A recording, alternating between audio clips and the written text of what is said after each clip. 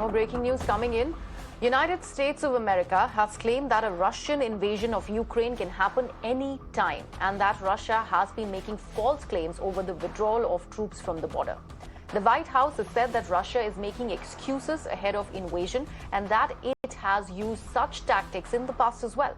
Meanwhile, President Joe Biden has announced that Vice President Kamala Harris and Secretary of State Tony Blinken will be attending the Munich conference to meet world leaders and unite them against Moscow. Harris is also set to meet Ukrainian leader during the Munich security talks. I think, as Secretary Blinken also said, the Russian troops remain massed in a very threatening way at the border. And he was responding, I believe, to a good question about whether they were delivering on what they had promised yesterday. And the answer was no. There's what Russia says, and there's what Russia does, and we're watching very closely what steps they're taking, but they remain amassed in a threatening way at the border. And despite Russia claiming to have pulled out its troops from different points at the Ukrainian border, no one seems to believe them. In fact, Ukraine itself, along with US and the NATO, have dismissed Russia's claims. Ukrainian president has also said that Russia is merely rotating its troops and it can't be called a pullback altogether. He's further said that Ukraine will confirm the pullback once it actually happens. The US and members of the NATO have also claimed that no de-escalation has taken place on ground. Велике накопичування військ, воно не змінюється за останні вже тижні. Ми бачимо ті чи інші невеличкі ротації. Я б не називав би сьогодні ці ротації відведенням військ з боку Російської Федерації. Невеличкий період в зменшенні цих угруповувань, цих військових, цієї техніки на тих чи інших ділянках кордонів. То, что происходит сейчас вокруг Украины, оно абсолютно искусственно и целенаправленно создается силами, которые не хотели бы, чтобы Россия играла такую действительно определяющую роль, важную роль в обеспечении безопасности в регионе и в мире в целом. So no signs of a Russian de-escalation. That's what Ukraine, NATO and US are collectively saying. In fact, the United States does not believe in Russia's claims to have withdrawn its troops from the Ukrainian border. And it also suspects that Moscow has in fact increased its presence by as many as 7,000 troops. This is what is coming from US. My colleague Srinjoy Chaudhary now joins me live on the broadcast.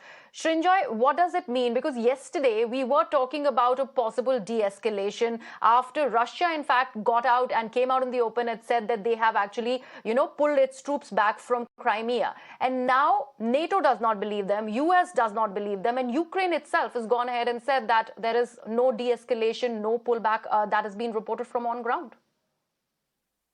Yes, there's completely conflicting views coming up.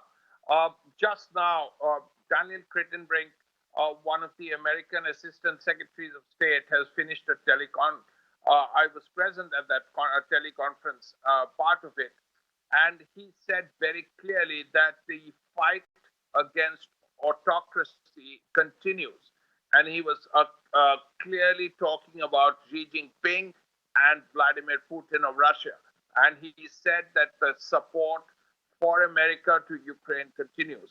That point was made. Also, the fact that External Affairs Minister Jaishankar and Secretary of State Antony Blinken had a long conversation on Ukraine in Australia just a couple of days ago. As far as troop movements are concerned, well, the Russians have made it very clear that they moved out troops from the Crimean area, which they hold currently, and that is in the south, to the south of Ukraine. There are troops in the north and there are troops in the east. So we will have to see what happens. Meanwhile, the Americans have said that, well, that there are still troops and there are troops. There is no dispute about that. Those exercises in the Belarus area, the Russians themselves say are going on. So we will have to see what happens over the day today. The Ukrainians have spoken about talks over the next 48 hours. Again, we will have to see how things go. But it's particularly important because at this point, you have the German Chancellor in Moscow. He was there in Moscow. You had Mr. Bolsonaro, the Brazilian president in Moscow. Brazil, as you know, is part of BRICS, of which India is also part of, as is China. So we will have to see how these diplomatic efforts work out. The French are involved, the Germans are involved, and Macron has had a long conversation with Putin. So we will have to see how these things work out. We will have to see what the troop situation on the ground is. The situation may have improved a little bit, but it's still a little precarious.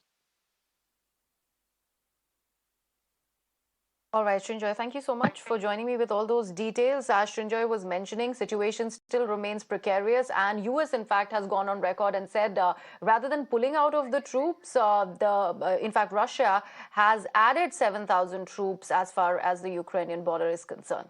More breaking news coming in.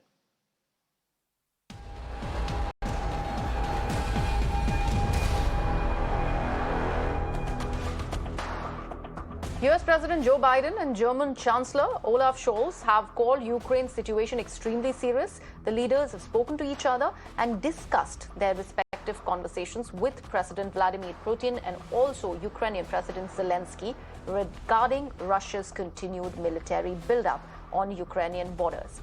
They have reaffirmed their commitment to Ukraine's sovereignty and territorial integrity. Meanwhile, India is constantly monitoring the situation in the Crimea. The Ministry of External Affairs has even set up a 24-hour helpline and a control room to assist citizens who are living in Ukraine. Meanwhile, the United States of America has expressed hope that India, which is committed to rules-based international order, would in fact be standing by its side in case of an impending Russian invasion of Ukraine.